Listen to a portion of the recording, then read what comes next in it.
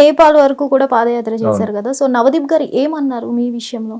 అసలు మెయిన్ గా టాస్క్ ఇచ్చింది కానీ మీతో మాట్లాడింది కానీ ఎవరు జడ్జెస్ లో? మెయిన్ గా నాకు అభిజిత్ వచ్చేసి స్టార్టింగ్ లోనే నా గురించి చెప్పినప్పుడు వావ్ సూపర్ అన్నాడు, అన్ని బాగానే ఉన్నాయి అన్నాడు. నన్ను అడిగాడు అనమాట, ఇక్కడ నుంచి ఢిల్లీకి ఎన్ని కిలోమీటర్స్ అని. నేను మా ఊరు నుంచి 2000 వస్తుంది, ఇక్కడ నుంచి 1500+ వస్తుంది అన్న. కరెక్టే చెప్పావు అన్నాడు. తర్వాత ఎందుకో నాకు ఈ ప్లాట్ఫామ్ కి నువ్వు సెట్ అవ్వవు అని చెప్పి రెడ్ ఇచ్చేసాడు. బిందు మాధురి అసలు నాకు ఆమె ఎటువంటి రీజన్ చెప్పలే రెడ్ ఇచ్చింది. నేను అడిగాను అసలు నాకు రెడ్ మీరు ఎందుకు ఇస్తున్నారు, ఆయన ఇచ్చాడంటే ఓకే వదిలే, నువ్వు ఎందుకు ఇస్తున్నావు అంటే నాకు సెట్ అవ్వవు అని.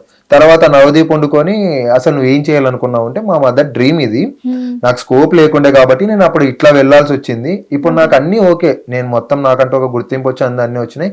ఇప్పుడు నేను మా మమ్మీ డ్రీమ్ ని నేను నెరవేర్చాలి, కొడుకుగా బాధ్యత నాకు ఉంటది అని చెప్పి నా వర్షన్ నేను చెప్పాను. తర్వాత నువ్వు 3 years వాక్ ఎందుకు చేసినావు, అప్పటి నుంచి నువ్వు యాక్టింగ్ లోకి వెళ్ళొచ్చు కదా అది ఇది అంటే నేను ఇమీడియట్ గా నా మైండ్ లో స్ట్రైక్ అయింది కళ్యాణ పడాలి. మనోడు ఇండియన్ ఆర్మీకి వెళ్ళాడు, యాక్టింగ్ అంటే ప్యాషన్ అన్నాడు, ఇండియన్ ఆర్మీలో జాబ్ చేస్తూ ఇటు వచ్చిందని చెప్పి ఇటు వచ్చాడు, ఒక డ్రమ్ ఎత్తిచ్చారు, ఫైనల్ గా గ్రీన్ ఇచ్చారు, సెలెక్ట్ చేశారు, ఇప్పుడు టైటిల్ విన్నర్ ని కూడా చేశారు. ఇప్పుడు నేను ఫస్ట్ నుంచి ఒక క్లారిటీతో ఉన్నా, నాకు ఫ్యామిలీ సపోర్ట్ అవన్నీ ఉండింటే నేను యాక్టింగ్ లోనే ఉంటుండే. నేను ఇదే చెప్పిన, నేను ఒకవేళ నాకు అదే సపోర్ట్ ఉంటే నువ్వు ఎవరు రాబాయి నాకు చెప్పేదానికి, నువ్వు యాక్టింగ్ చేయాలి ఇది అని నాకు తెలుసు, నాకు క్లియర్ గా నాకు ఒక క్లారిటీ ఉంది నేను ఏం చేయాలి లైఫ్ లో. నువ్వు ఎవరు నాకు సజెషన్స్ ఇచ్చేదానికి అని అడిగితే నువ్వెందుకు ఇట్లా మాట్లాడుతున్నావు అని ఇట్లానే నవదీప్ కి మధ్య వారైంది, గట్టి వారే అయింది. ఇవన్నీ రికార్డెడ్ లో అయ్యాయా లేకపోతే వాళ్ళు? రికార్డెడే అయ్యాయి కానీ బట్ మళ్ళీ నాతో రీటేక్ తీసుకున్నారు. ఇంకా అది ఏంటి అన్నది చూడాలి, టెలికాస్ట్ అయ్యే ఒక్కొక్కరి దగ్గర నుంచి 2 takes తీసుకున్నారంట. నా దగ్గర అయితే నేను కొంచెం గట్టిగా మాట్లాడిన, రాయలసీమ అబ్బాయిని, నాకు అన్యాయం జరిగితే నేను ఒప్పుకోను, అది నా ప్లేస్ లో ఐ మీన్ నేనే కాదు ఎవరున్నా సరే నేను ఇట్లనే రియాక్ట్ అవుతా. నా ముందర ఉన్నది సెలబ్రిటీలా పొలిటికల్ లీడర్స్, నాకు ఇవి లేదు, నాకు అన్యాయం జరిగింది, నాకు క్లియర్ పాయింట్స్ కావాలి. సో ఈ బేస్ మీద నేను గట్టిగా మాట్లాడేసినాను అనమాట. మీరంతా ఎవరు నన్ను జడ్జ్ చేయడానికి, నాకు తెలియదు. ఆ మాత్రం మీకు ఇంత క్లారిటీ ఉన్నప్పుడు మమ్మల్ని ఎందుకు తీసుకొచ్చినారు ఇక్కడ దాకా? ఫస్ట్ నుంచి మా స్టోరీస్ తెలుసు, మేము ఎట్లా ఉంటాం, అది ఏంటి ప్రతిదీ తెలుసు. అని నేను ఇంకొక క్వశ్చన్ ఏం రైజ్ చేసిన అంటే, జీడీ జరిగినప్పటి నుంచి, ఐ మీన్ గ్రూప్ డిస్కషన్ జరిగినప్పటి నుంచి ఈ రోజు వరకు ఈ 3 days లో కూడా చూసుకోండి, మీరు సెలెక్ట్ చేసిన వాళ్ళలో కల్లా ది బెస్ట్ నేను ఉన్నా. సింగిల్ రూపీ లేకుండా ఒక పర్సన్ ఇండియా మొత్తం వాక్ చేశాడంటే వాడు మెంటలీ ఫిజికలీ ఎంత స్ట్రాంగ్, వాని దగ్గర ఎంత నాలెడ్జ్ ఉంటది. నువ్వు మహా అయితే 80 members చూస్తావు, నేను కొన్ని లక్షల మందిని చూసిన నా జర్నీలో, నీలాంటి తోపుతోపలను చూసిన నేను, నువ్వు నన్ను ఎట్లా రిజెక్ట్ చేస్తావు అని అడిగి. ముఖ్యంగా మీరిద్దరూ కూడా వాళ్ళ దగ్గర నుంచి అబ్జర్వ్ చేసిన స్ట్రాటజీ ఏంటి? స్ట్రాటజీ అనేది ఏం లేదు, మా క్వశ్చన్స్ ని బట్టి మమ్మల్ని రిజెక్ట్ చేసినారు. ఏమన్నంటే ఇంకా ఇంతే, మా ఇష్టం, మేము ఏమన్నా చేస్తాం రబే, నువ్వు ఎవడు మమ్మల్ని అడిగేదా, నువ్వు ఆఫ్టర్ ఆల్ ఒక సామాన్యుడివి.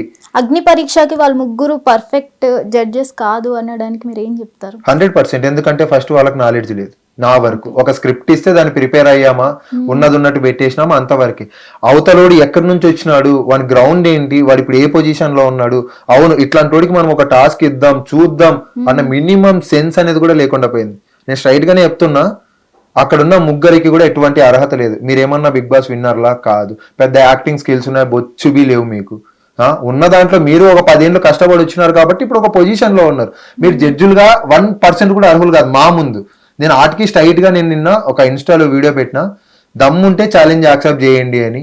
సెలబ్రిటీలే వస్తారో కామనర్సే వస్తారో మీ ఇష్టం, జస్ట్ నాతో ఫైట్ చేయండి. మాట పరంగా అయినా కానీ, ఆట పరంగా అయినా కానీ, ఏ పరంగా అయినా కానీ నాతో నన్ను ఫైట్ చేసి నన్ను ఆపండి, నేనే అన్ఫిట్ అని చెప్పి మీ అందరి కాళ్ళు మొక్కి మరి క్షమాపణ చెప్పి వస్తానని కూడా చెప్పింది. వాళ్ళు ముగ్గురు కాకుండా జడ్జెస్ ఎవరు ఉంటే మీకు కామనర్స్ కి న్యాయం జరుగుతుందంటారు? ఇదంతా కాదు కానీ నాకు వాళ్ళు ఏంటంటే ముందే ఎవరు రావాలి ఎవరు వద్దు అని చెప్పేసి ఒక స్క్రిప్టెడ్ గా ఒక ప్లాన్ గా అందరిని సెలెక్ట్ చేసుకొని పెట్టుకున్నారు. వాళ్ళకి ముందే అంత ఉన్నప్పుడు వాళ్ళు మమ్మల్ని వాడుకున్నారు అనుకోవాలా? ఇప్పుడు మేము మా టైంతో ఆడుకున్నారు, లేకపోతే మా జీవితాలతో ఆడుకున్నారు. ఎందుకంటే చాలా మంది జాబ్స్ వదులుకొని వచ్చిన వాళ్ళు కూడా ఉన్నారు. వాళ్ళ టైం వేస్ట్ అక్కడ, వాళ్ళ ఇప్పుడు ఫైనాన్షియల్ గా ఎంత ఖర్చు అయి ఉంటుంది వాళ్ళకి. అంటే మా మనోభావాలతో ఆడుకున్నారు, మాతో ఆడుకున్నారు, మా టైం వేస్ట్ చేశారు. ఇవన్నిటికి ఎవరు భరిస్తారు? ఇప్పుడు వాళ్ళు ఏంటి చల్లగా కూర్చున్నారు, జడ్జిమెంట్ చెప్పారు, మీరు సెలెక్ట్ కాలేదని చెప్పారు. నెక్స్ట్ ఏంటి వీళ్ళ పరిస్థితి ఏంటి? అంటే సామాన్యులు కదా, ఏదన్నా కానీ పోనీ చేసుకొని చూసుకుందాం ఎవరు వస్తారు అని చెప్పేసి వాళ్ళు వదిలేశారు. ఇప్పుడు ఇది మా ఒక్కల దగ్గర అయిపోదు, నెక్స్ట్ ఇయర్ కూడా బిగ్ బాస్ జరగవచ్చు, అప్పుడు కూడా కామనర్స్ అన్న పేరుతోటి మళ్ళా రావచ్చు. ఇప్పుడు మాలాగా స్ట్రాంగ్ గా ఉండేటోళ్ళు ఉంటారు అని చెప్పలేం. ఇప్పుడు అక్కడున్న 80 members లో ఎవరన్నా ఒకళ్ళు జాబ్ పోయిందనో, లేకుంటే పరువు పోయిందనో, ఏదన్నా ఒకటి చేసుకుని ఐ మీన్ సూసైడ్ గట్రా చేసి.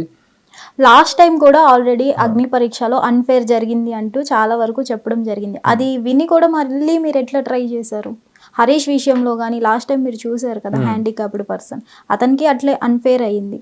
ఇప్పుడు మళ్ళీ మీరు ఎట్లా ట్రస్ట్ చేశారు? ఎందుకు మీ ప్లాట్ఫామ్ అనుకున్నారు మీరు? లైక్ మేము ఆడిషన్ వీడియో పెట్టినప్పుడు ఒక హోప్ ఉండే, అందరికంటే యూనిక్ గా ఉన్నాం, స్కిల్స్ ఉన్నాయి, డెఫినెట్లీ మాకు ఒక ఛాన్స్ వస్తే మేము ప్రూవ్ చేసుకుందాము అని.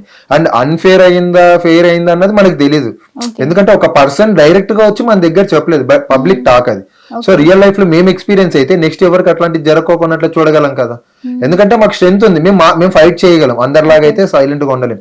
సో అట్లీస్ట్ దాని గురించి అన్న లోపల ఏం జరుగుతుందో తెలుసుకోవాలన్న ఒక ఇంట్రెస్ట్ తో నేనైతే పెట్టేశా, వస్తుందా రాదా అని. సో ఫైనల్ గా వచ్చిన తర్వాత తెలిసింది కాబట్టే కదా ఈ రోజు ఫైట్ చేసాం, మీ ముందుకు వచ్చి మేము మా బాధలన్నీ చెప్పుకోగలుగుతున్నాం. నేనైతే ఖచ్చితంగా నన్ను నేను నమ్ముకునే అంతవరకు అయితే ఎవరి వీడియోస్ అవన్నీ నేనైతే ఏది అంత నేను తీసుకోలేదు. నన్ను నేను నమ్ముకున్నాను, నేను అక్కడి వరకు వెళ్ళి నేను సర్వైవ్ అవ్వగలుగుతాను అని నా స్ట్రెంత్ నాకు తెలుసు, నేను ఏం చేయగలుగుతాను ఏంటి అనేది నాకు తెలుసు. నన్ను నేను నమ్ముకున్నాను కాబట్టి అంతవరకు వెళ్ళిన. కానీ అక్కడ నాకు బాగా బాధ అవుతుంది ఏంటి అంటే, నాకు టైం ఇవ్వలేదు ఫస్ట్ 5 నిమిషాలలో. మళ్ళీ ఆ 5 నిమిషాలు కూడా వాళ్ళు సగం మాట్లాడము, నాకు ఇచ్చిన 5 నిమిషాలు కూడా వాళ్ళే సగం తీసుకున్నారు. అందులో మధ్యలో నేను చెప్పే దాంట్లో క్వశ్చన్స్ అడగడము. అయినా సరే చెప్పేది నేను ఎందుకు బ్యాక్ స్టెప్ వేయాలి అని చెప్పేసి, మీరు ఏదైతే అడగండి నేను చెప్తా ఉంటాను, అలాగని చెప్తానే ఉన్నాను. వెళ్ళంగానే నా టైంలో సగం వాళ్ళే తీసుకున్నారు, చేతులకు సంఖ్యలు వేసారు, ఏదేదో చేశారు అక్కడ స్టేజ్ పైన. అదంతా వేస్తారో కూడా నాకు తెలియదు.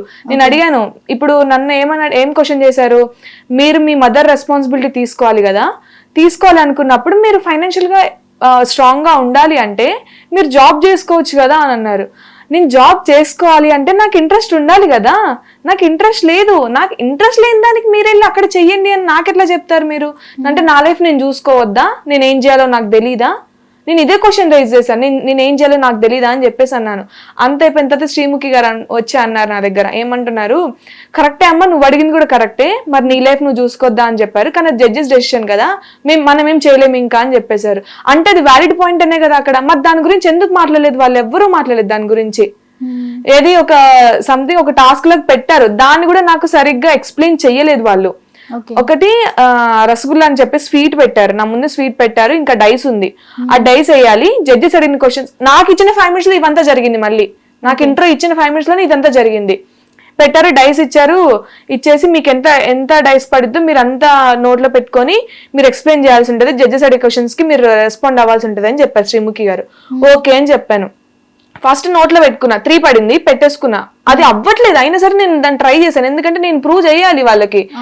నాకు ఉన్న టైం నేను యూటిలైజ్ చేసుకోవాలి, ప్రతి సెకండ్ నేను యూటిలైజ్ చేసుకోవాలి అక్కడ.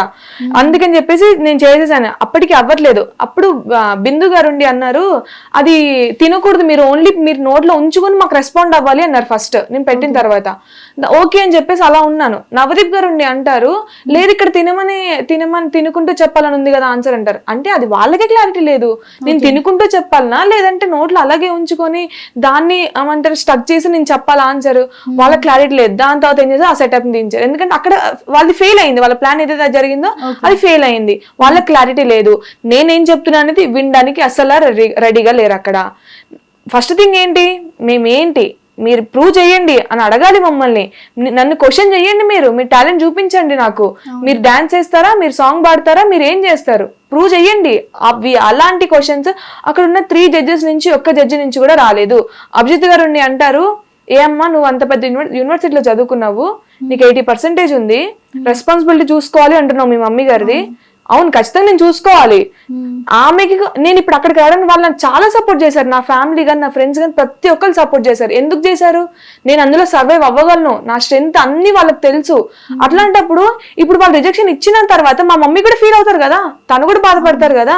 మరి అది ఆలోచించరే వాళ్ళు, నేను జాబ్ చేయాలి అదే చెప్తున్నారు. నేను జాబ్ చేసేదాన్ని మీ దగ్గరికి ఎందుకు వస్తాను, ఇక్కడికి వచ్చి నేను ఎందుకు నా టైం ఇంత 3 days 4 days.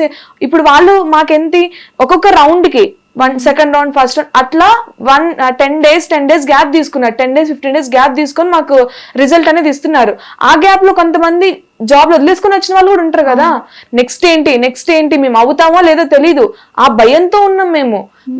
నన్ను నేను నమ్ముకున్నాను కాబట్టి అక్కడి వరకు వెళ్ళాను. అలాంటిది అక్కడ చాలా అవమానం జరిగింది, at the same time unfair జరిగింది. టైం ఇవ్వలేదు ఫస్ట్ మెయిన్ థింగ్.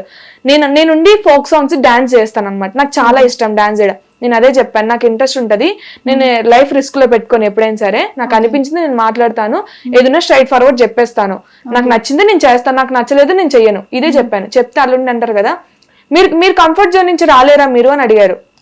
నేను చెప్పాను అప్పుడు, నా కంఫర్ట్ జోన్ నుంచి నేను రావాలి అంటే ఖచ్చితంగా దానికి ఒక పర్టికులర్ రీజన్ ఉండాలి. ఇఫ్ నెసెసరీ అనిపిస్తే నేను పక్కా వస్తాను. నేను ఈ రోజు కూడా అదే చెప్తున్నాను, నేను మా మమ్మీ కోసం జాబ్ చేయాలి అనుకున్నాను కానీ నాకు ఇంట్రెస్ట్ లేదు, బట్ నాకు ఆపర్చునిటీ వచ్చింది. ఆపర్చునిటీ నేను తెచ్చుకున్న ఆపర్చునిటీ, నాకు ఎవరో వేరే వాళ్ళు ఇవ్వలేదు, నాకు వేరే వాళ్ళ కింద పని చేయాల్సిన అవసరం నాకు లేదు, నాకు అని నా మెంటాలిటీని కాదు. అలాంటప్పుడు నేను ఎందుకు నా కంఫర్ట్ జోన్ నుంచి బయటికి రావాలి? ఇఫ్ నెసెసరీ అయితే నేను స్టెప్ తీసుకుంటాను ముందుకి అని చెప్తే వాళ్ళుండి నువ్వు రిస్క్ చేయలేవు కదా, నువ్వు కంఫర్ట్ జోన్ నుంచి రాలేవు కదా అని అన్నారు. రాలేను అంటే ఇఫ్ నెసెసరీ, నా ఫ్యామిలీ నాకు ఫస్ట్ ముఖ్యం. వాళ్ళ దగ్గర నేను ఏదన్నా చెయ్యాలి అంటే, ఇప్పుడు మా మమ్మీ కోసం నేను జాబ్ చేస్తానని చెప్పాను, మరి చేస్తా అని చెప్పిన కదా వెళ్ళి చేసుకో అంటున్నారు. నాకు వచ్చింది ఆపర్చునిటీ, నేను యూటిలైజ్ చేసుకుంటాను. మీరు నన్ను దాని గురించి అడగండి, నా ఫ్యామిలీ గురించి మీకు అన్ని తెలుసు. మేము అందులో రాసాము, బుక్లెట్ లో రాసాము, జూమ్ మీటింగ్ అయింది, ప్రతిదీ మీకు తెలుసు మా లైఫ్ గురించి. ఎప్పుడు మేము చెప్పినప్పుడే కదా మీకు తెలిసింది. మీరు మాకు ఎట్లా సెలెక్ట్ చేశారు? ఫస్ట్ నా ఆడిషన్ వీడియో చూసే కదా. నేను ఆడిషన్ వీడియోలో ఏం చెప్పాను, నా ఫ్యామిలీ గురించి నేను ఈ సిచ్యువేషన్ ఉందని చెప్పాను. మీరు దాన్నే తీసుకొని వచ్చి దాన్నే ఇది ఏమంటారు రిజెక్షన్ కి ఇదే మా ఆన్సర్ అని చెప్పేసి మేము ఎట్లా ఒప్పుకోవాలి? చాలా అన్ఫేర్ జరిగింది, నాకు చాలా బాధ అవుతుంది. ఆ రోజు నుంచి ఏంటి అంత దూరం వెళ్ళి మేము ఉత్తగా రెడ్స్ ఇచ్చి మేము అట్లా బయటికి రావాలన్నా మా టాలెంట్. హిట్ టీవీ యాప్, ఇందులో short news, live news, entertainment shows, movies, digital magazines తో పాటు మీ జిల్లా వార్తలను కూడా ఫ్రీగా చూడొచ్చు. ఇంకెందుకు ఆలస్యం, వెంటనే హిట్ టీవీ యాప్ ని డౌన్లోడ్ చేసుకుని ఫ్రీగా ఎంటర్టైన్మెంట్ పొందండి. Hit TV app, hit TV app, please download hit TV app. Hit TV app ని ఫ్రీగా డౌన్లోడ్ చేసుకుని ఎంజాయ్ చేయండి. మీకు నచ్చిన ఎంటర్టైన్మెంట్ కోసం హిట్ టీవీ యాప్ ని ఫ్రీగా డౌన్లోడ్ చేసుకుని ఎంజాయ్ చేయండి. హిట్ టీవీ యాప్ ని డౌన్లోడ్ చేసుకుని ఆస్వాదించండి, ఆశీర్వదించండి. ఇంతమంది సెలబ్రిటీలు హిట్ టీవీ యాప్ ని డౌన్లోడ్ చేసుకోండి అని చెప్తున్నారంటే ఎంత మంచి యాప్ ఆలోచించండి.